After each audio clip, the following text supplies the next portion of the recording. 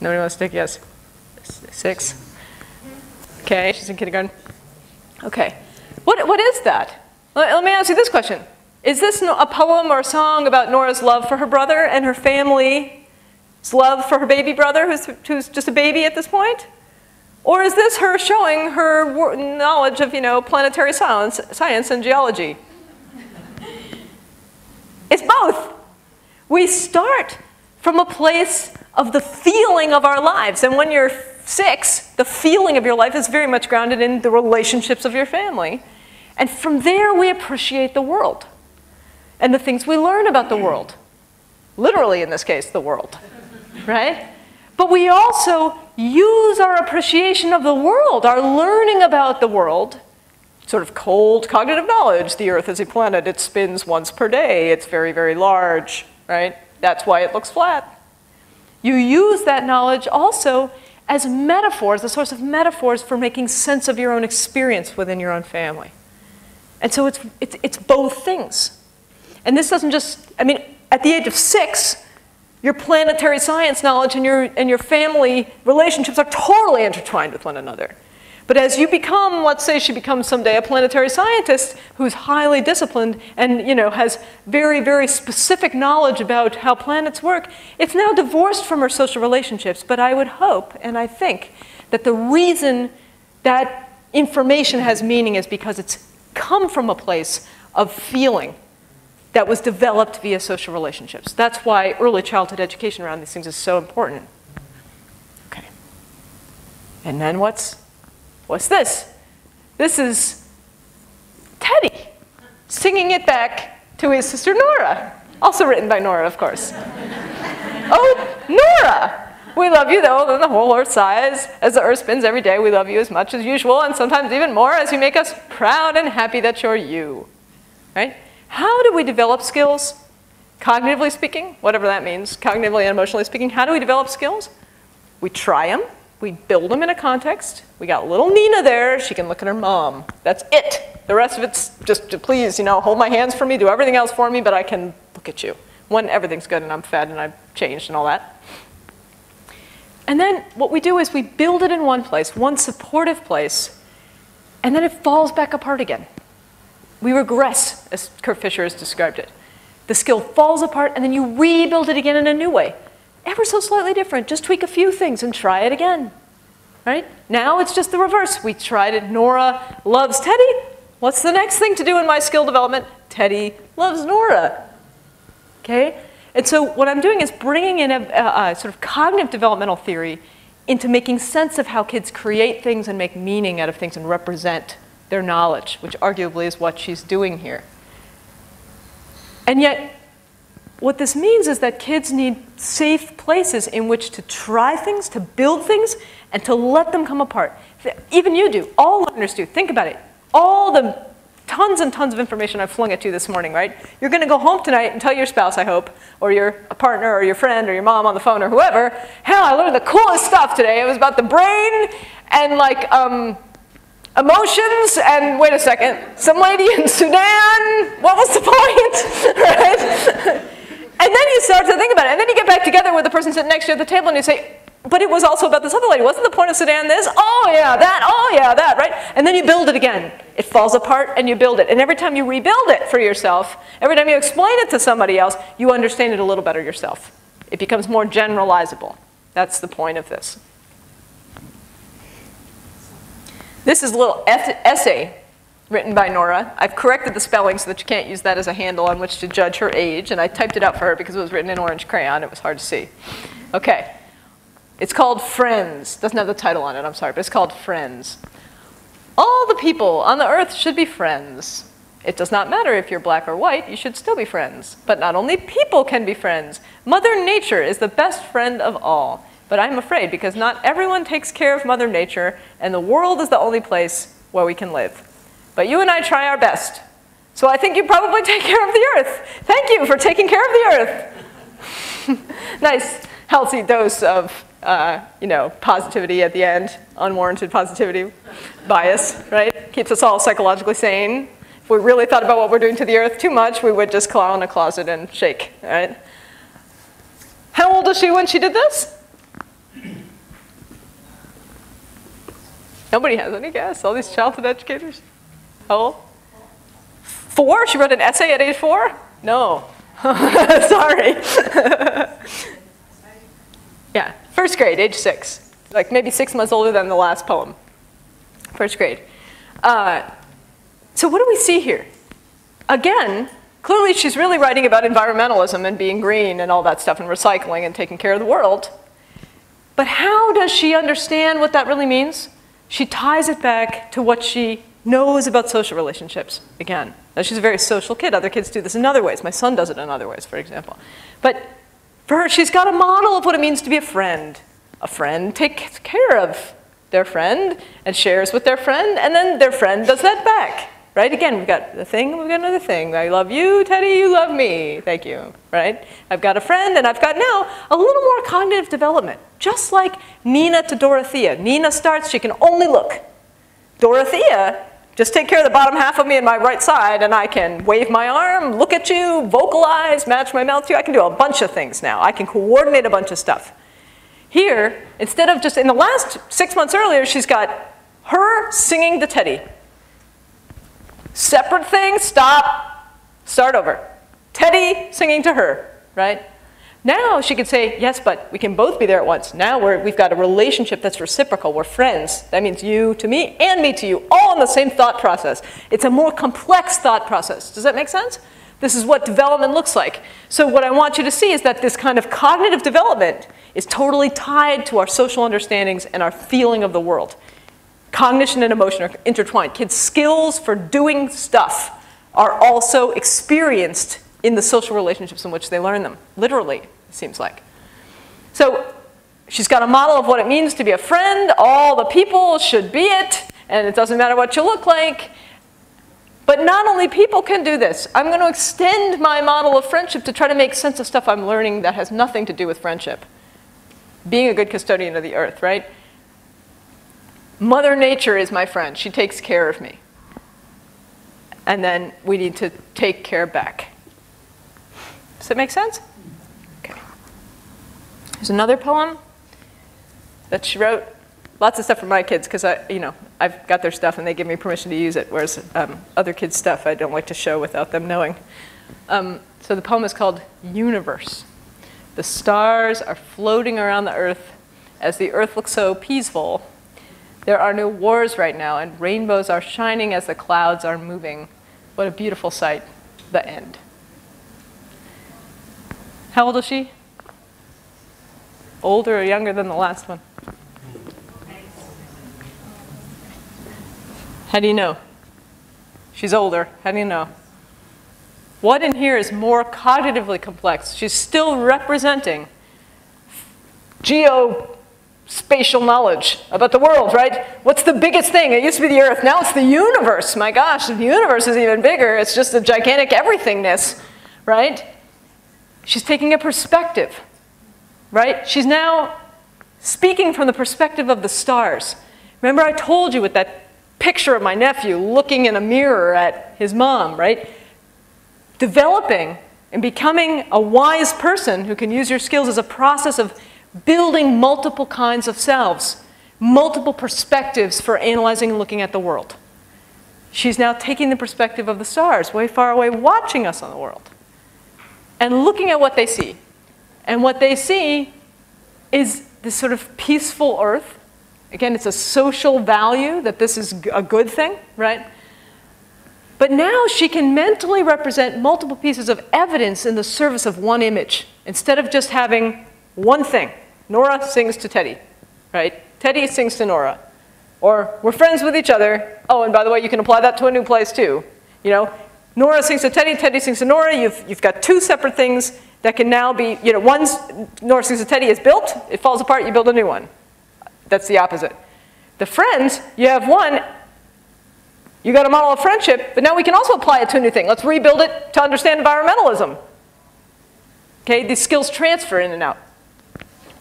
So, the earth looks peaceful. How do I know that? There's no wars and rainbows are shining as clouds are moving. It's all happening at the same time. She can mentally represent multiple pieces of evidence and converge them together to make one beautiful sight. That's what cognitive development looks like. That's what it does for you. That's the difference between an infant and a 100-year-old. Okay? Make sense? Yeah? Okay. Yes, she's 7 there. By the way, I have a little essay where I analyze these things in light of these ideas. If anybody's interested, it's like a 5-minute super light read. You can find it on my website. It's good for teachers who are learning to go out into the child development classroom and stuff like that to kind of think about these ideas in child development. Okay, here's another poem. She's older now, 8 years, 10 months. This is a poem that was given to me as part of a Christmas present where she had 1 poem for every month of the year, right? Still structured by her external knowledge. And this is the poem for January. Let love flow through you, right? Now she's got a perspective. She is the omniscient narrator who is telling the reader something. There's an implicit message in what she's saying. She knows she's talking to somebody else, right? She's engaging the reader in a social relationship that's vicarious. Whoever reads this is now part of my message. There is a child snuggled down for a good winter nap. Let him sleep peacefully. Let him blink silently. Let his mother's love flow through him. Don't wake him. How is this cognitively more developed and complex than the last poem?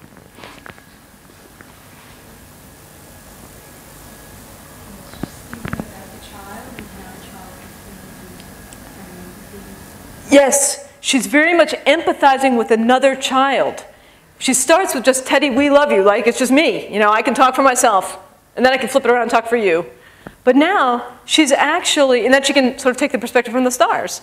But now she's actually imagining the perspective of another child who's engaging in a behavior. And she sees that behavior of sleeping as pervaded with that child's social relationships, right? His mother's love is flowing through him as he does this. Don't wake him, you'll disturb that. And then she's also got, obviously, better linguistic control of, you know, repetitive alliterative structures. And the form of the poem is more sophisticated, right? We don't need to have the end at the end. In the last one, she actually had to say, the end. Just want you to know, this is the end, right? Now that's sort of implicit. The idea, she doesn't have to represent that a poem has a title and an end. Now you could just sort of leave it. And this is the final one. This was written just last summer. Has no title, but it had a picture that went with it. Growing things are everywhere. And every day brings a new life to earth, which grows and grows until it reaches its full height. It takes a last breath and lies down. A new life is born.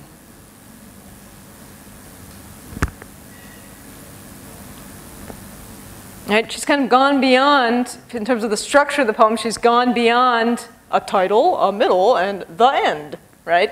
In fact, she's gone beyond line breaks at the end of sentences. The line breaks now represent pauses in your thinking, pauses in ideas.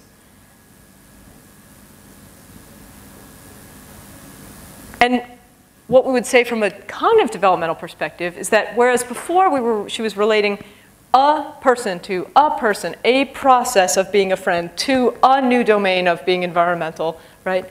A process of taking a perspective as a star to watching a bunch of evidence for how you build an opinion of what you're seeing. Now what she's explaining is a cycle of events, right? In order to have a cycle, and this again comes very heavily from Kurt Fischer's skill theory type work. In order to have a cycle of events, you have to appreciate that events that happen now are going to recur later as part of a whole chain of things that are feeding back around and around and around. Do you see how that's mentally much more complex? Because you have to hold not just all the pieces in mind, but you have to be able to relate them to one another in a way that's constantly moving through time as a dynamic process. Does that make sense? Yeah? Okay. So what I'm trying to show you is that the work that kids make is changing over time in accordance with their ability to mentally represent ideas, but their ability to mentally represent ideas is also grounded in the feeling of what it is to have those ideas, which is inherently a process of taking perspectives.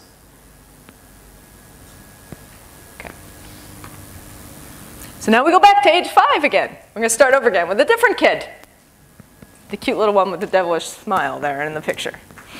This is a card that he wrote, that Teddy wrote for me and my husband when he was 5. The outside was all decorated with all kinds of little squirrely, you know, things and curlicues and hearts, and he's got hearts all on the inside. Oops, sorry, screwed up. Dear Mom and Dad, period. I love you, exclamation point, exclamation, exclamation point. Theodore, all capitals, right? We're just starting out here. This is Teddy. He's not the literary genius his sister is, right? He's starting at a more typical 5-year-old place. I'm joking that she's a literary genius, but you know, this is a very 5-year-old kind of thing. All right, great. Oh, dear Mom and Dad, I love you. Love Theodore. This is a picture of the envelope that the card came in, okay? I'm just trying to help you appreciate the variety of domains in which kids express their experience. But the point of them building things and showing things and learning things is to express their experience, to have a sense of self and to share it with other people. Here's what I understand about how to do the world. Let me show you it. Let me represent it for you. So what is this a picture of? This is the back of the envelope. And what you see is that he has drawn a little rectangle to sort of represent the envelope. This is the part you need to pay attention to, Mom. Now, here's an arrow in blue, a different color, pointing here to show you. Please look. This is a finger reaching in from the side. And these lines represent that the finger picks up the flap, and it goes up and up and up. And that's how you open this envelope. Right? I mean, very egocentric in the sense that, you know, I and his dad already know how to open an envelope. And yet what he's really showing us here is his sort of process-oriented view of his own experience and skills. Whereas Nora starts with a poem about, I love you more than the whole earth size, and let me think about, I always love you. What's the thing that represents for me time going on and on? Well, the earth's spinning around and around, and it never stops. So as the earth spins every day, I still love you every day, but sometimes it's even more, and all this kind of stuff. He's saying, let me show you what I know about the world. Envelopes are super duper cool things. Somebody, I mean, he went around the house folding his own envelopes for a couple of weeks there. He was really interested in envelopes. He'd take papers and make them into clever envelopes that opened again and stuff. He just thought this was such a neat process that you could fold and unfold stuff, and he just wants to show us about it. You see how it's just another domain. It's another kid's way of representing their own experience and knowledge for somebody else and telling somebody else, this is what you need to do to think like me. You open envelopes this way. This is Teddy a few months later. This was only done you know, last spring, so I can't take you through age 9 and see what happens. I'm dying to find out. We'll see how he does. But this is a picture that he drew. Again, he's a very visual kid. He's a very design-oriented kid. He's a very process-oriented kid. This is a kid who, age 3, I took him in the airplane bathroom, you know, those teeny little bathrooms, and then we're in turbulence, whatever. I'm trying to get him to wash his hands. Don't touch anything, just put your hands under the water. And he's sitting there saying, Mom, they designed this sink very badly. Like, it's too low and it sprays everywhere when you hit it. They should have made a big, high thing that goes up into a deep basin. Then you could actually not get your hands dirty touching the faucet by mistake when you're trying to wash it. I know, stop redesigning the bathroom. We just need to get out of here, okay? Right, that's this kid. Okay, so this is a painting that was done on a drawing that was done on 2 8x11 sheets of paper. And they go side by side. They actually match up very, very well, but I've sort of scanned them next to each other. And I asked him to explain this to me, and this is what he told me. This is a map of an island, like as seen from above, you know, like a traditional map. He's very interested in maps. He was coloring them and doing stuff. It's a map, but it's also a picture of an island in 3 dimensions this way, right? Again, you've got 2 perspectives. It's a different domain. It's not verbal domain. It's visual domain. But just like Nora has, we're friends. That means I care about you. You care about me. Now let's try it on the environment. Mother Nature takes care of us. We take care of her. Please take care of the earth because she takes care of you. We've got 2 perspectives here. One, a flat island map, and one, a picture of an island. And they're related to each other. See, he's still coordinating 2 ways of representing something. And again, he puts his own experience, the process of his own experience, into the drawing. So this is an island, and then this is the ocean, and this is a tree and birds and stuff like that. And this is a bench. Can you see that? And these are the little footprints that represent a person who sat on the bench and then walked down over to here, dipped their toe in the water, and then continued and hiked up the mountain up to the top by the tree where they watched a dolphin jump and land over there. Right? It's a very different way of representing one's experience, real or not. This is a fictitious experience. I mean, he'd seen dolphins, he'd seen islands for sure, but this didn't actually happen. He's imagining a possibility space where he could experience something or somebody else could. It's not him that's on the bench. He just told me this is where someone did this, right? It's just like Nora with the perspective from the stars, right? The stars could see things like this. A person could experience my island like this. It's the same complexity of thought. It's the same development we're seeing, but it's playing out in a very different medium. And yet it still represents a social experience of having a self in a world that I know something about. Does that make sense? Okay. And so creativity, I would argue, is basically about conceiving and communicating solutions to problems that matter. Opening the envelope of the note you gave to your mom and dad really matters to that kid right there. Or being good to the earth, or having no wars, depending on at what level of globalization you're thinking, right? This is very sort of Bronfenbrenner-esque too. And it's really about moving other people or moving yourself to experience things, to feel things and understand things from a new perspective. That's what art is about, it's what music's about, it's what literature's about, it's what physics is about. It's about understanding how the world works and representing that for other physicists in a way that gives them buying power in making predictions and understanding how things move. Every sort of innovation in human history has that quality to it. I mean, if you look at Picasso's paintings, they represent his experience of being a particular way, and they make you share that experience. If you understand Einstein's theories, those theories are meant to represent the way objects interact with one another through time and space in new ways that have buying power for other physicists. It's about representing and experiencing your knowledge in multiple perspectives. We need to think about that when we design learning environments for kids. How do we encourage them to be able to move in and out of different kinds of perspectives in ways that will help broaden their ability and their skillfulness at recognizing the complexities and nuances of situations.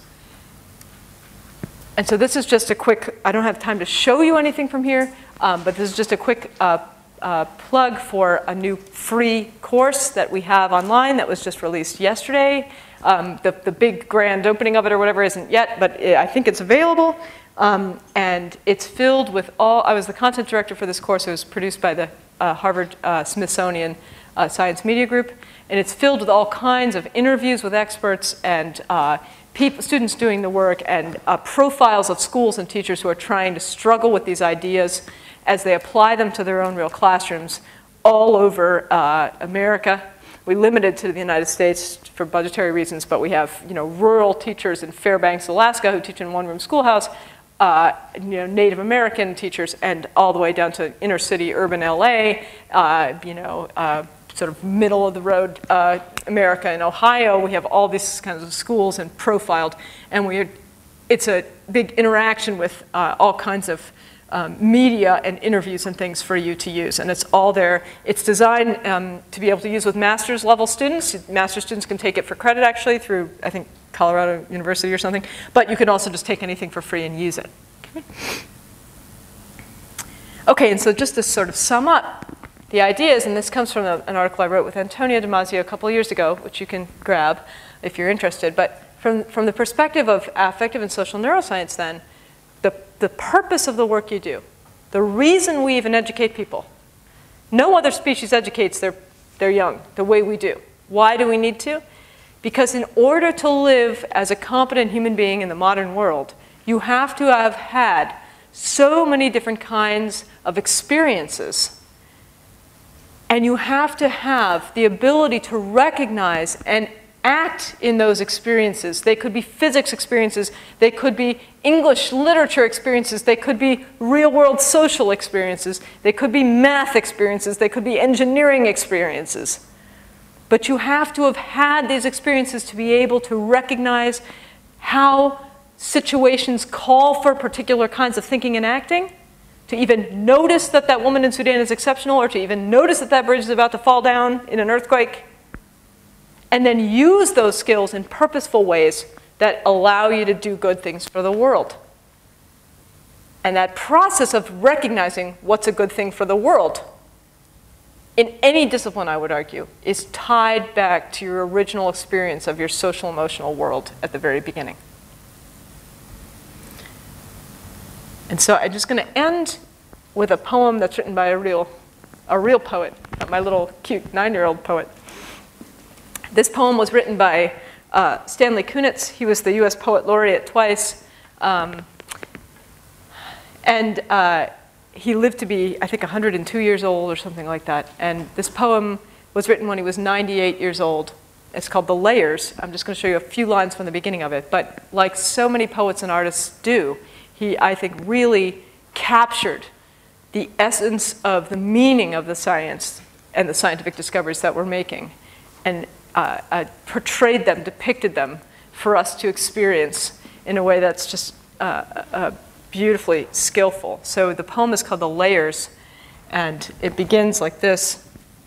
He says, at age 98, looking back over my life, I have walked through many lives, some of them my own, and I'm not who I was, though some principle of being abides, from which I struggle not to stray.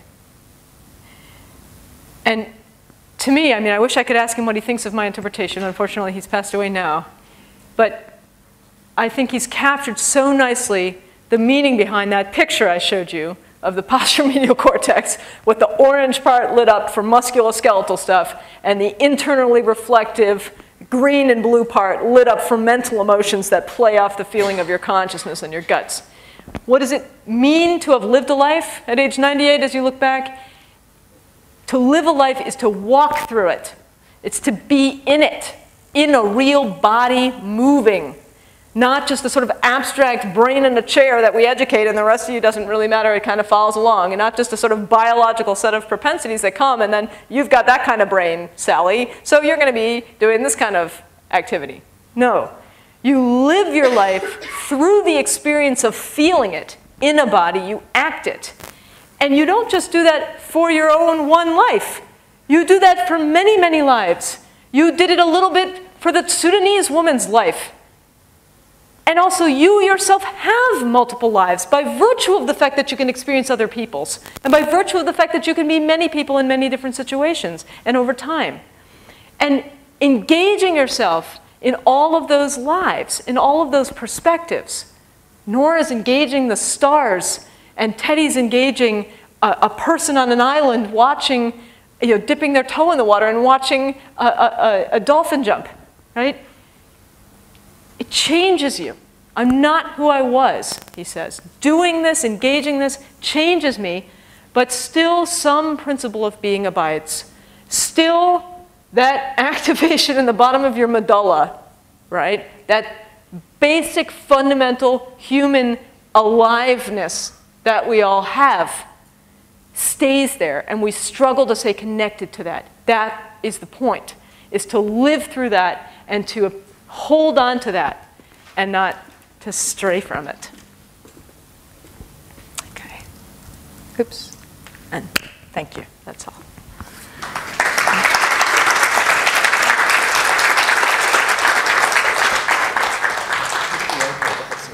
Of course, we can have more questions, yeah. Yes, we've got a woman who always says yes, so we've got time for some questions, if you'd like to, maybe 2 or 3 questions. Please. Oh, it's fine. If you don't have questions, it's fine. I mean, I'm sitting here reflecting about the meaning of my life. Ah! Yes. My website. Yeah, you know what? I really should kind of learn the address of it so that I could tell people that, huh? If you just go to USC, University of Southern California, and you search on my name, just put in USC Immordino into Google. You'll pull it up. And there's one that's just got a profile of me that the school maintains, but then if you click to professional website or something, there's all my papers and stuff there, and you can take whatever you like.